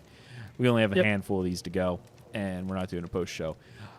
We actually talked about this when we talked about pet progression like 10 episodes back. We got an answer. How will combat pets work? They don't want combat pets to be vertical progression. If you have a combat pet present, it will incorporate some of your own power to keep the power progression normal. It will offer different options. You will be making sacrifices. I'm shaking my head. This isn't going to work. Why? Here's what's going to happen. You can't find the perfect middle line. You can't stand on the edge of the fence perfectly. It's not going to happen. It's either going to lean a little bit to the side of combat pets provide more power or more better options than not having one, and a bunch of people, if not everyone, are going to use one, or the combat pets having one is not going to be worth it. It's better off having your own power and not the power share with the pet, and no one's going to use it. I feel it's going to be one side of the fence or the other. I don't know if Intrepid is going to be able to walk the fence perfectly and make it so that it's an option. You can do what you want. It's say your DPS doesn't suffer and it's not buffed. How can they make it so that a class's DPS or healing efficiency or tanking efficiency or whatever is unaffected by having a combat pet that deals damage or not having one? How can they walk the line perfectly to make it perfect 0% buff or nerf? I don't see it happening. It's too hard. I honestly think that hard. when you have a combat pet, you literally get a flat deduction in whatever your healing effectiveness Let's follow that logic. is. We'll make up a percentage, 20%. Sure. It takes 20% of your power. If you So here's the if thing. you did damage for 100, Yep. or heal for 100, your now heals and damage is now 80, and Okay, they now get let's 20 take of that. it. Okay. Let's take that exact perfect scenario and put it into real world use. Your pet is by your side, right? When combat starts, the pet needs to take time to approach target and to deal damage to the target. The pet can also die to the target. Right. So and that's the risk you and could- reward. You're getting extra utility for a pet, Yep. but if it dies, you are Now, does that utility outweigh the potential loss of it dying, which is 20% of your damage, and the loss of DPS for it trying to get onto target or to switch target and travel time? That utility needs to be so good. But then how do you balance that? Like I said, this is such a nightmare scenario. And it might It's be just so hard. Okay, no. Let's talk about that.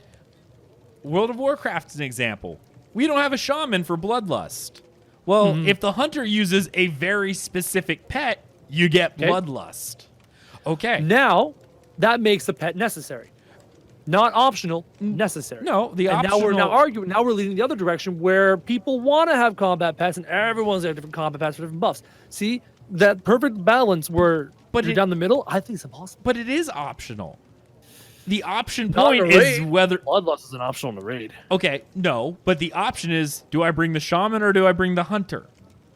An option doesn't have to be an exact, Like everyone gets the same choice. This Sometimes isn't about class balance. you're forced into an option. We don't have anyone playing a shaman, but we do have a hunter who's willing to use the boar, which does less damage than the cat, but we get bloodlust. But we're not talking about the hunter using the boar. We're talking about the priest using a boar, or the mage using a boar, or the rogue using a boar. Sure. Every class has access to a combat pet. Yeah, but can you augment that? Again, choices. The fighter cleric. Okay, well, we're losing a little bit of healing effectiveness from our cleric with a combat pet. Whether or not the combat pet heals or provides utility, it doesn't matter. But we're making up because of our own raid composition, because we have a fighter cleric who will make up that excess healing that they're missing. That is an option. That is a choice. It doesn't have... So if the healer heals less and the combat pet deals damage, and you're going to have another class heal better to make up for it, the other class will also have a combat pet who will also deal damage. You see what's happening here? Well, it's no. going to be every class of the pet or no class of the pet. I don't think there's going to be a middle ground. I don't think so. I really don't. Because, yeah, everyone can have one, but you're giving something up. That's no different than saying, hey, we're going into a raid with all tanks. Like, every single character is a tank main class, and we just have everyone subclassing something else. You could do it. It doesn't necessarily mean it's less effective, but the option and choice is there. That's the idea. Is I believe combat pets will change the way you play. You are taking a part of your preferred play style and making a change that can give you a little bit more utility in a group, or maybe even a little bit utility by yourself. I don't know. But you're willing to take the risk of it dying, and therefore you losing part of that. That's the risk versus reward. Everything in this game is risk versus reward. Same thing comes when you go to a larger group. PvP rating, anything like that. You are making the decision of, we don't have this, we need this utility, how do we get it? If we don't have anyone willing to play the class that offers that sort of utility, we can have someone else in the group bringing a combat pet with the risk that it could die and they'd be less effective, but we get that utility. Whew. Okay, here's what's going to happen. 40 people in an endgame raid are going to do the math and figure out how much percentage of extra damage is a combat pet, whether it's with abilities or activated abilities, passive abilities, whatever, or straight up damage is going to give them or lose them, and they're going to make a decision as a guild and either have combat pets or not have combat pets. And only when we get those numbers will we find out. There will be no middle ground. There will be no fence. People will do the math, they'll spreadsheet it, and they'll figure out whether these combat pets are worth it or not. It's going to happen. The casuals won't care. The hardcores will find the optimization route. I don't want to say casual. I want to even say more mid-core people. I think it's only going to count for anyone but the hardest core people. Yeah, the min-maxers are pretty much going to be the only people who are going to really care about this. Let's look at ESO is a great example because there are a lot of min-max. Like, there's a lot of build diversity. Probably one of the best games for build diversity I've ever seen when it comes to gear and how you're doing your character's number of skills. There is a min-max. Yeah, absolutely. It's not, if you're not going for leaderboard scores and stuff like that, or you're just trying to complete things, you could do things in unorthodox manners. Sure. In fact, I actually saw someone who plays a warden healer that uses a bow, which doesn't make any sense because all healing uses magicka. Yep. And a bow uses stamina, so you're splitting. Min-max goes, no, you go all magicka and go from there. That's how you make it, because everything scales. They're still able to do all the content. I've not seen them do anything they couldn't do. Obviously, they can't do it as well, but I don't think it's going to be as much, and especially if it really is that hard 20%, this is what I have. I really think we're going to see more changes than what more people Let's will go to utilize. the biggest MMO on the planet way back in the day when talent trees had points in complexity. Quote-unquote complexity. You remember what happened? Everyone went 21 points into this tree, 30 points into this tree. Everyone knew what the builds were because we had the internet, and very few people outside of that were doing anything weird or strange. Through the history of World of Warcraft, everyone knew the best builds, everyone knew the best gems to use, the best enchants to use, and it wasn't complicated. Even your casual raiding guilds knew this. And then we had looking for raid, and everyone in looking for raid knew what gems to use, what enchants to use, etc. everyone's going to know whether to use combat pets or not combat pets, which combat pets to use, which buffs to use on those combat pets, or which ones to avoid. It's all going to be there, and I don't think it's going to be perfectly down the middle. And yet, using that same, I know, but using that same argument later on when they started homogenizing all the classes so that it wasn't just shaman that had bloodlust, you had choices of whether or not you're taking your mage, your shaman, or even the hunter. Yep. I think what you're doing is opening options. You're opening options. You're providing classes with maybe access to abilities they never could have. My only argument is there's no way to balance it right down the middle. That's it. It's either going to be really nice to have, and everyone's going to have it, or not, and no one's going to. Yeah, but I don't think there's going to be. I don't think so. But balance, I'm glad you brought up balance because we're still going to argue about this. No, they said they don't want to. What? Remember, they're not balancing on a 1-for-1. They're balancing from a raid v raid perspective. But this particular thing still applies because then the raid of 40 people are either all going to have combat pets or not have combat pets. Or at the very least, if those buffs are really, really good, if those activated abilities are really, really good, they'll say, in this raid, we need 5 people to bring a combat pet because of this, and this buff. Sure. It might get to that, right? Yeah, I think that's going to be more... But I think what's going to happen is the people who are like, my roleplay character always has a wolf. I'm a DPS, and my wolf's a DPS. That's the only utility. You can't use the word roleplay and class balance or character balance or DPS balance. I can in this argument. Because in this particular argument, I think... You're right. Role players in edge case. That's kind of an outlier. It's not part of the equation. Yeah, you're right. No, take that back. You're not right. What do you mean? You're right. No. No, I mean, yeah, when you said they're an edge case, they are, but I'm making the argument for that case. Sure. We'll take that 2% of the population. If the combat pet does not offer utility and someone's taking a DPS pet because it's a wolf and that's what they like, there's no risk and reward. It's just risk. People would be like, you don't need a combat pet. You're losing 20% effectiveness if it dies, and it provides no extra utility. Bring the boar. It gives bloodlust. That's the point I'm trying to make. Yeah, there's people who will want the combat pet. There will be individuals that will do what they want. You're right, for sure. Yeah. At which point, I think, they're going to be like, no, this isn't going to work. But the very first sentence we talked about with this whole conversation was not about the individuals. It was about the developers' balance and trying to walk the middle line of the fence and their inability to do so because it's hard to do with classes, period. Nonetheless, this one specific edge thing, this one specific pet thing. I think we almost have a full show on this argument right here, and I love it. We need more topics to argue about. That makes good shows. I know. All right, we're going to move off that one, and maybe we'll circle back to that at some point in the future because... In 2038, when the game comes out, we can actually have the numbers, and we'll argue. We'll make those choices.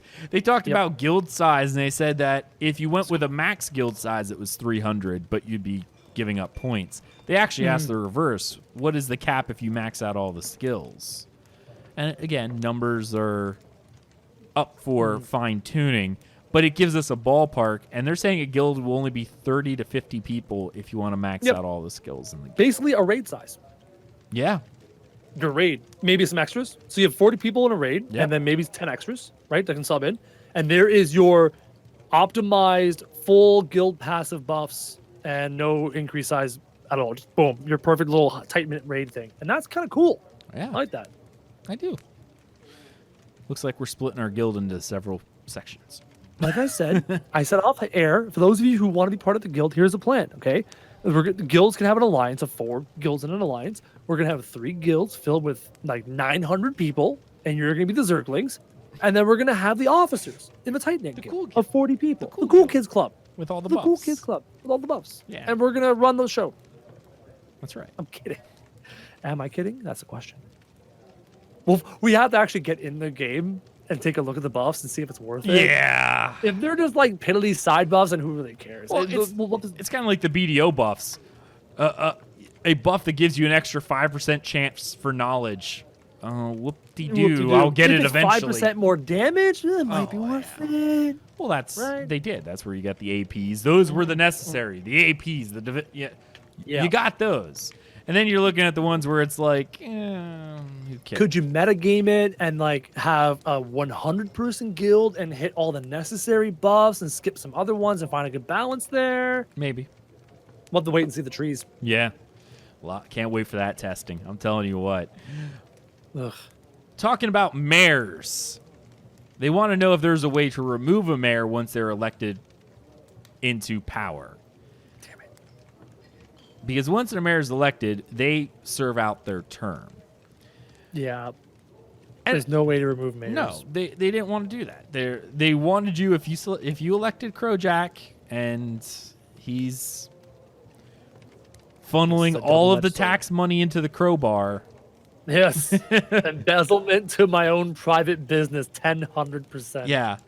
So while you all may be drunk, like nothing else is getting done in the Throwing the node. craziest parties. If I'm using Metropolis money and my crowbar, I am throwing the most insane parties. It's another fire festival. Yeah, it's gonna be nuts. Are we all in FEMA tents? What is going on here?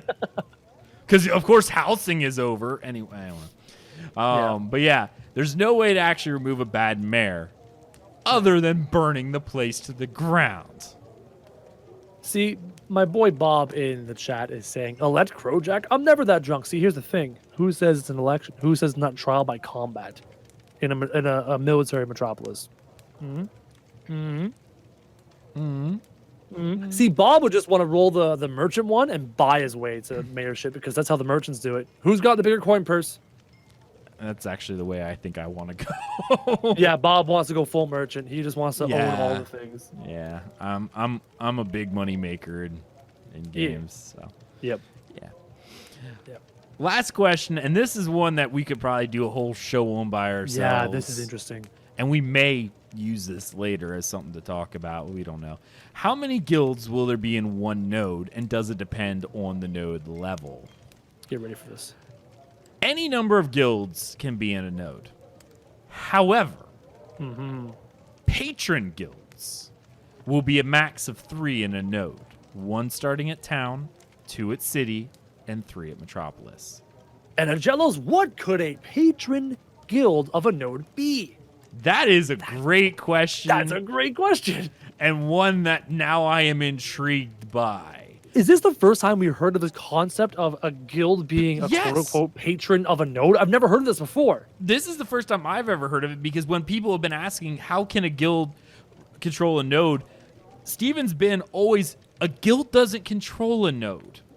They've been very adamant about how guilds and nodes are separate, even to the point where the hierarchy of if my guild goes to war against the node I'm a citizen of, they're like, it's node first and then guild in terms of allegiance. They can kill you.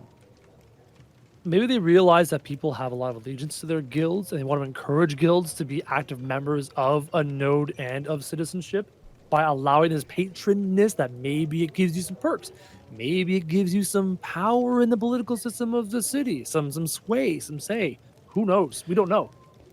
Going back on Taxes. Roman tradition with the idea of a patron was actually someone who provided you with a service, or in most cases money because they were wealthy, and you were then expected to provide services for them. A little quid pro quo. So when that guild or that person wanted to run for office, they counted on you to have that vote, or they counted on you to block the voting path so that way other people couldn't vote against them. That was a thing. Patronage in ancient Rome was a big hallmark. There was actually people who would go to people's houses in the beginning of the day, get their free money, and then go to the next person. You just really hope there was never any conflicting interest between your various patrons. If that's the kind of way of doing it, it says 1 patron at town and then 2 at city, 3 metropolis. To become the patron of a node once it hits town stage, maybe that guild has to be the guild that supplies the most amount of experience or resources to the leveling up of the node. And then the number 1 guild in contribution for all that is awarded patron status with perks for doing so. Maybe. The only Just thing I'm spitballing here. No. I'm almost thinking the idea of, remember in BDO, whenever we're playing that and people do the bells for experience, and it says, hey, this was for this guild. What if that was an elected thing where they were able to bring it, they had to do a very specific thing, whether it be elected in or, like you said, them bring in the most experience to earn that patron status. They could then, by the goodwill of the people, give buffs out of their own accord and thus reap a certain benefit for doing so. Yeah, there's got to be a benefit for becoming a patron, or there'd be no need for doing so. Yeah. So you have to reward the guild for being a patron. Why else would you have a limited amount based off of city size? So there's elite status to it, and there has to be some sort of reward, whether it's tangible or not. Right. There's got to be something there, some reason to do it. I mean, think about it. I was watching a show called Versailles recently, where they awarded a specific leather worker. He was in the army. Who cares if you care about the story? But because the general took favor to him, he talked the king into offering him an exclusive contract to provide shoes, because that's what he was a cobbler, to all the nobles in the palace. Hence, he became a patron. This guild, this shoe cobbler guild, essentially provided their services to the leadership. So maybe the leadership can then offer, saying, hey, you're going to provide us a service, and thus we will reward you for providing this service to the guild. Yeah. Or to the city as a whole. Yeah, maybe. So patron status could be handed down by the elected officials to other guilds for them to provide a specific service, whether it be quests or whatever, like quests that are only available to them, to provide those things for the city. And they would then be rewarded for completing those quests. We definitely need a bit more information on this newly revealed mechanic in the game. Like, just a little bit more. Indeed. Maybe they don't have those details set out yet, but they did let something slip here, and it's very interesting. They did. I'm excited about that. All right, we've reached the end of our show. This is a double length A 2-hour special. I think is worth almost a month off. But yep, double length episode of From the Ashes. And I want to thank my co-host, Mr. Crojack. Singular. Thank you very much. Thank you. Do miss Alpha and Storm's Lord. I do too. Love their opinions. I wanted to ask Alpha about his experiences in 14, and hearing Storm's Lord's thoughts on some of the server stuff would have been very nice. It would. We'll have to get them. Obviously, they'll be back. It's the 4th of July weekend. We're actually recording this on a Tuesday rather than a Thursday, just due to, we had Canada Day yesterday, and 4th of July, people are going out and doing stuff. So we're not even doing a Tales of Tamriel this week due to the fact that almost all of the host is away on Friday. So I actually spoke with Crojack and said, hey, do you want to meet up and do a duo show together? And I actually, not to pat us on the back here, but I actually thought this was a great show. There's enough hot air between us to we could two-man a show every week and not have an issue. Yeah, well, let's hope that never happens, because I value the 100%. others' detail between 100%. the two of us just arguing back and forth. But it was a good show, I thought. Yeah. Hope everyone enjoys. And, of course, follow everything Mr. Crojack, all right? That's Twitter, that's Twitch, that's Instagram. Is your YouTube now switched over? I need to switch the YouTube over to Mr. Crojack. All right. Well, definitely check out his stuff. He is streaming almost every day now, I think. So every day, 3 o'clock in the afternoon, just sit back, relax, and hang out. There you go. I've really been enjoying your just chatting streams too, so those are really cool. Hey, the chat keeps me talking. They got some stuff to talk about. It's nice. I mean, you do a podcast with me. Obviously, we like talking, so No. Anyway, definitely check out his stuff. Give him a follow over there. I know he's really trying to push that Twitch channel now as well. Get back up there. Give him a follow. He's really entertaining. You'll not regret it. Anyway, well, maybe you'll regret it, but You will. That's okay. You'll hate yourself in a good way. Yep. You can follow everything else we do over at DungeonCrawlerNetwork.com. There you'll find links to all of our social media, including Twitch, YouTube, Twitter, and Facebook. Be sure to check out our Patreon program, patreon.com/DungeonCrawlerNetwork, if you want to help support the show. You can also do that by leaving us a 5-star review on iTunes so people know that we're a real podcast, that we say real words. Sometimes they matter. Thank you so much for joining us on this episode of From the Ashes, and we'll see you next time. See you later.